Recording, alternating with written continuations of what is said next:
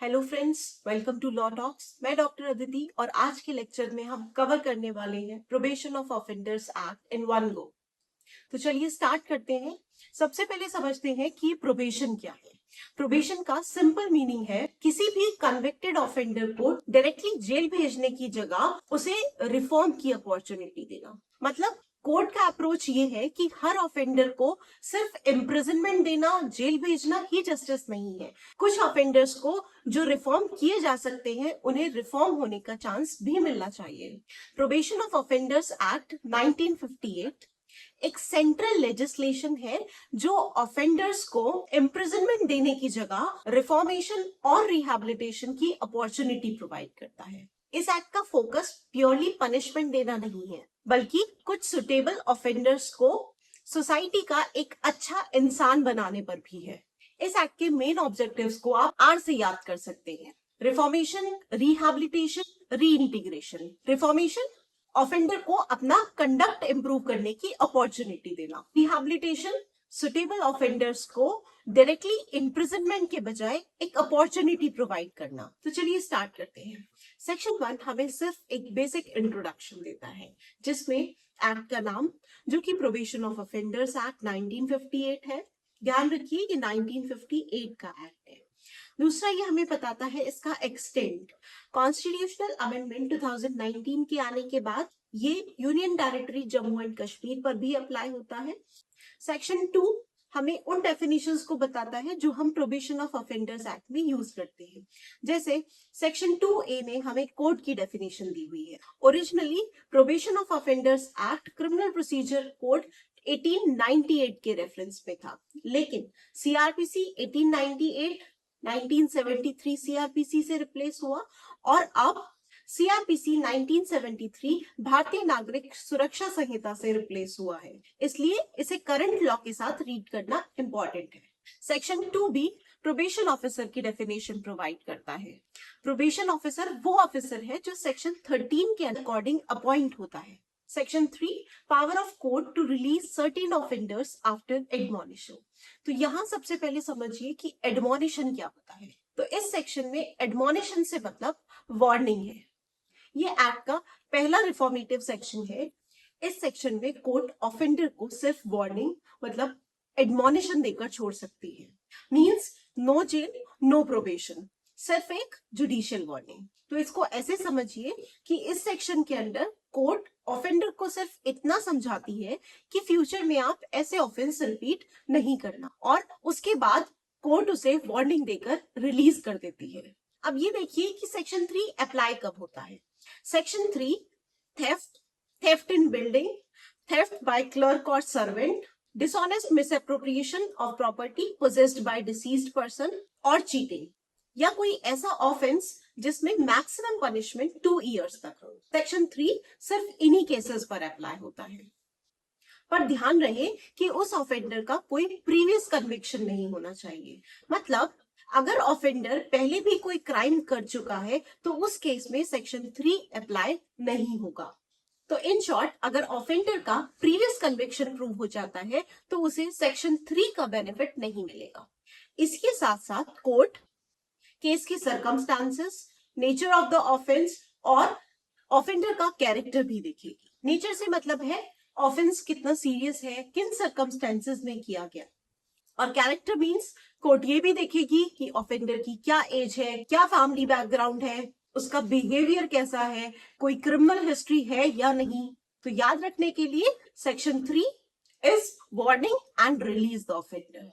अब बात करते हैं सबसे इंपॉर्टेंट सेक्शन, सेक्शन 4 की। Section 4 power of court to release certain offenders on probation of good conduct. Section 4 के अंदर कोर्ट ऑफेंडर को वार्निंग देकर नहीं बल्कि प्रोबेशन पर रिलीज करती है। तो चलिए समझते हैं कि प्रोबेशन क्या है। प्रोबेशन का मतलब है ऑफेंडर को जेल भेजने की जगह एक चांस दिया जाता है कि वो सोसाइटी में रहकर अपना बिहेवियर इंप्रूव करे। अगर वो प्रोबेशन में दी हुई कंडीशंस फॉलो करेगा तो उसे जेल नहीं जाना पड़ेगा। सेक्शन 4 ऐसे ऑफेंसेस पर अप्लाई नहीं होता जिनमें पनिशमेंट डेथ या लाइफ इम्प्रिजनमेंट। बाकी सब ऑफेंसेस में कोर्ट सेक्शन 4 को कंसिडर कर सकती है। कोर्ट केस के सर्कमस्टांसेस ऑफेंडर का character, age, background, conduct, offence का नेचर, ये सब कंसिडर करने के बाद डिसाइड करेगी कि उसे सेक्शन 4 के अंडर प्रोबेशन मिलना चाहिए या नहीं मिलना चाहिए। ऑफेंडर को सेक्शन 4 के अंडर एक बॉन्ड देना होता है विद और विदाउट श्योरिटीज, जिस बॉन्ड में कुछ कंडीशंस होती हैं, जैसे ऑफेंडर पीस मेंटेन करेगा सोसाइटी में, कोर्ट जब उसको बुलाएगा तब वो प्रेजेंट हो जाएगा। सेक्शन 4 के अंडर प्रोबेशन मैक्सिमम 3 इयर्स का प्रोवाइड किया जाता है, जिसमें कोर्ट चाहे तो ऑफेंडर को प्रोबेशन ऑफिसर की सुपरविजन में भी रख सकती है और उस सुपरविजन का टाइम मिनिमम 1 ईयर हो सकता है। यहाँ कोर्ट जनरली प्रोबेशन ग्रांट करने से पहले प्रोबेशन ऑफिसर की रिपोर्ट्स कंसिडर करती है। अब बात करते हैं सेक्शन 5 की। Power of court to require released offenders to pay compensation और कॉस्ट्स। कुछ स्टूडेंट्स ऐसा सोचेंगे कि अगर कोर्ट ने किसी ऑफेंडर को वार्निंग देकर या प्रोबेशन पर रिलीज कर दिया तो इसका मतलब उसे कुछ पे नहीं करना, पर ऐसा नहीं है। सेक्शन 5 कहता है भले ही उसे सेक्शन 3 में वार्निंग देकर छोड़ा जाए या सेक्शन 4 में प्रोबेशन पर रिलीज किया जाए, पर कोर्ट चाहे तो विक्टिम को कॉम्पनसेशन दिला सकती है अंडर सेक्शन 5, क्योंकि इस एक्ट का ऑब्जेक्टिव ऑफेंडर को सुधरने का मौका देना है, ना कि विक्टिम को लॉस कराना। इसलिए कोर्ट दोनों का इंटरेस्ट ध्यान में रखेगा।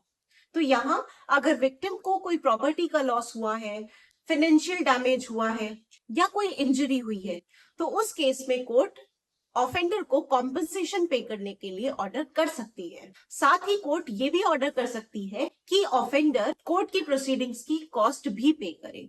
सेक्शन 6 बात करता है restrictions on imprisonment of offenders under 21 years of age. Section 6 उन ऑफेंडर्स पर अप्लाई होता है जिनकी एज 21 ईयर्स से कम है और साथ ही उन्होंने कोई ऐसा ऑफेंस किया है जिसकी पनिशमेंट डेथ या लाइफ इम्प्रिजनमेंट नहीं है। इस सेक्शन में कोर्ट को सबसे पहले केस की सर्कमस्टांसेस, नेचर और ऑफेंडर का कैरेक्टर देखते हुए ये देखना होगा कि क्या उस ऑफेंडर को सेक्शन 3 में वार्निंग देकर या सेक्शन 4 में प्रोबेशन पर रिलीज किया जा सकता है। अगर हाँ, तो कोर्ट उस ऑफेंडर को उन सेक्शंस का बेनिफिट देगी। हाँ, अगर कोर्ट को लगे कि ऑफेंस सीरियस नेचर का है, ऑफेंडर डेंजरस है या प्रोबेशन देना सुटेबल नहीं है, तो उस केस में कोर्ट इम्प्रिजनमेंट भी ग्रांट कर सकती है, लेकिन कोर्ट को उस इम्प्रिजनमेंट के रिटन रीजंस रिकॉर्ड करने होंगे। सेक्शन 7 हमें सिर्फ इतना बताता है कि प्रोबेशन ऑफिसर कोर्ट को जो भी रिकॉर्ड देगा वो रिकॉर्ड कॉन्फिडेंशियल होगी, क्योंकि रिपोर्ट में पर्सनल इंफॉर्मेशन होती है और इससे ऑफेंडर की प्राइवेसी अफेक्ट हो सकती है। अब आते हैं सेक्शन 8 पर, जो बात करता है variation of condition of probation. कभी कभी ड्यूरिंग प्रोबेशन सर्कमस्टांसेस चेंज हो जाते हैं, तो कोर्ट प्रोबेशन ऑफिसर की एप्लीकेशन पर प्रोबेशन के कंडीशंस चेंज कर सकता है, लेकिन कोर्ट ये ध्यान रखेगी कि वो कंडीशंस चेंज करना ऑफेंडर के इंटरेस्ट में होना चाहिए और साथ ही पब्लिक इंटरेस्ट में भी। इसके साथ ही कोर्ट प्रोबेशन का टाइम कम भी कर सकता है और बढ़ा भी सकता है, बट 3 इयर्स से मैक्सिमम नहीं होना चाहिए। तो इन शॉर्ट सेक्शन 8 में प्रोबेशन की कंडीशंस को चेंज किया जा सकता है अकॉर्डिंग टू सर्कमस्टांसेस। सेक्शन 9 जो बात करता है कि अगर ऑफेंडर प्रोबेशन बॉन्ड में दी हुई कंडीशंस को फुलफिल करने में फेल हो जाए तो उस केस में क्या होगा। तो उस केस में court warrant of arrest issue कर सकती है या ऑफेंडर और उसके श्योरिटीज को कोर्ट में अपीयर होने के लिए समन्स इशू कर सकती है। सेक्शन 9 में वही कोर्ट जिसने सेक्शन 4 में प्रोबेशन का ऑर्डर दिया था या कोई ऐसी कोर्ट जो ओरिजिनल ऑफेंस के रेस्पेक्ट में ऑफेंडर से डील कर सकती है, वही सेक्शन 9 का ऑर्डर पास करेगी। ऑफेंडर के आने या लाए जाने के बाद कोर्ट उसे कस्टडी या बेल ग्रांट कर सकती है और उसके बाद अगर ये प्रूव हो जाता है कि ऑफेंडर ने बॉन्ड की कंडीशंस का वायलेशन किया है तो उस केस में कोर्ट ऑफेंडर को ओरिजिनल ऑफेंस के लिए सेंटेंस देगी, या अगर उसने बॉन्ड का वायलेशन फर्स्ट टाइम किया है तो उस केस में कोर्ट इमीडिएटली ओरिजिनल ऑफेंस के लिए सेंटेंस करने की जगह पेनल्टी इम्पोज करके भी छोड़ सकती है, पेनल्टी ऑफ अप टू ₹50। मतलब इसके बाद भी बॉन्ड कंटिन्यू रह सकता है। लेकिन अगर ऑफेंडर पेनल्टी इंपोज करता है और ऑफेंडर उस पेनल्टी को नहीं देता तो कोर्ट उसे ओरिजिनल ऑफेंस के लिए सेंटेंस कर सकती है। सेक्शन 11 बेसिकली ये बताता है कि इस एक्ट के अंदर कौन कौन सी कोर्ट्स ऑर्डर्स पास कर सकती है। सेक्शन 3-4 के ऑर्डर्स की अपील कहाँ होंगी, एपेलेट कोर्ट या रिविजनल कोर्ट्स की क्या पावर्स होंगी। तो सबसे पहले देखते हैं कौन सी कोर्ट प्रोबेशन का ऑर्डर दे सकती है। इस एक्ट के अंदर हर वो कोर्ट ऑर्डर पास कर सकती है जो ऑफेंडर को ट्राई करने और इम्प्रिजनमेंट देने के लिए कॉम्पिटेंट है। इसके अलावा मैटर अगर अपील या रिवीजन में हाई कोर्ट या किसी और कॉम्पिटेंट कोर्ट के सामने जाता है तो वो कोर्ट भी प्रोबेशन ऑफ ऑफेंडर्स एक्ट का बेनिफिट दे सकती है। अब बात करते हैं सेक्शन 12 की, removal of disqualifications attaching to conviction. अगर किसी ऑफेंडर को कोर्ट ने सेक्शन 3 या 4 का बेनिफिट देकर छोड़ दिया तो उस पर्सन को लॉ के साथ अटैच होने वाली डिस्क्वालिफिकेशंस सफर नहीं करनी पड़ेंगी। सेक्शन 12 का मतलब ये नहीं कि कन्विक्शन खत्म हो गई, पर्सन को कोर्ट ने गिल्टी फाइंड किया है और कन्विक्शन ये सब अपनी जगह एग्जिस्ट करती हैं। सेक्शन 12 बस इतना कहता है कि अगर किसी पर्सन को सेक्शन 3 या 4 का बेनिफिट मिला है तो उसे डिस्क्वालिफिकेशंस सफर नहीं करनी पड़ेंगी। यहाँ डिस्क्वालिफिकेशंस का मतलब है कोई भी लीगल या स्टैट्यूटरी डिसेबिलिटी जो ऑफेंस या कन्विक्शन से रेलेवेंट लॉ के अंडर अटैच होती है। सेक्शन 14 हमें प्रोबेशन ऑफिसर्स की ड्यूटी प्रोवाइड करता है। प्रोबेशन ऑफिसर्स की मेन ड्यूटीज है कोर्ट को इन्वेस्टिगेशन रिपोर्ट तैयार करके देना, प्रोबेशन पीरियड में ऑफेंडर की सुपरविजन करना, ऑफेंडर्स को काउंसलिंग और गाइडेंस प्रोवाइड करना, एम्प्लॉयमेंट और रिहैबिलिटेशन में ऑफेंडर्स को हेल्प करना और साथ ही कोर्ट को उनकी प्रोग्रेस रिपोर्ट्स देना। सेक्शन 16 बात करता है कि किसको इस एक्ट के अंदर रूल्स बनाने की पावर दी गई है। तो सेक्शन 16 के अंदर इस एक्ट में स्टेट गवर्नमेंट को रूल्स बनाने की पावर्स दी गई है। ध्यान रखिए ये पॉइंट कॉम्पिटिटिव एग्जाम्स के लिए बहुत इंपॉर्टेंट है। रूल्स प्रोबेशन ऑफिसर की अपॉइंटमेंट के बारे में हो सकते हैं, रिपोर्ट्स का क्या फॉर्मेट होगा, सुपरविजन का क्या प्रोसीजर होगा, एडमिनिस्ट्रेटिव मैटर्स, इन सब के बारे में रूल्स हो सकते हैं। तो चलिए एक बार क्विकली रिवाइज करते हैं कि सेक्शन 1 से लेकर 19 तक हमने क्या पढ़ा। सेक्शन 1 में हमने शॉर्ट टाइटल और कमेंसमेंट पढ़ा, सेक्शन 2 में कुछ डेफिनेशंस पढ़ी, 3 में हमने एडमोनिशन पढ़ा, 4 में प्रोबेशन, 5 बात करता है कॉम्पनसेशन और कॉस्ट्स की जो कि ऑफेंडर विक्टिम को पे करता है। सेक्शन 6 में हमने कुछ रिस्ट्रिक्शंस पढ़ी जो बिलो 21 ईयर्स ऑफ एज के ऑफेंडर्स के लिए थी। सेक्शन 9 में पढ़ा कि अगर ऑफेंडर्स प्रोबेशन बॉन्ड की कंडीशंस ऑब्जर्व करने में फेल हो जाता है तो। सेक्शन 10 कि उन कंडीशंस के ब्रीच करने के बाद कोर्ट क्या एक्शंस ले सकती है। सेक्शन 11 बात करता है कॉम्पिटेंट कोर्ट्स की। Section 12 removal of disqualification.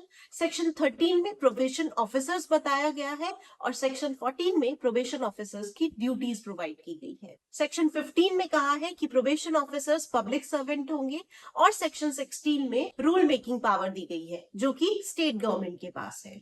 Section 18, 19 saving और रिपील क्लॉज है। तो इसी के साथ हमारा प्रोबेशन ऑफ ऑफेंडर्स एक्ट खत्म होता है। मिलते हैं नेक्स्ट वीडियो में नए सब्जेक्ट के साथ। तब तक के लिए चैनल को सब्सक्राइब करना ना भूलें।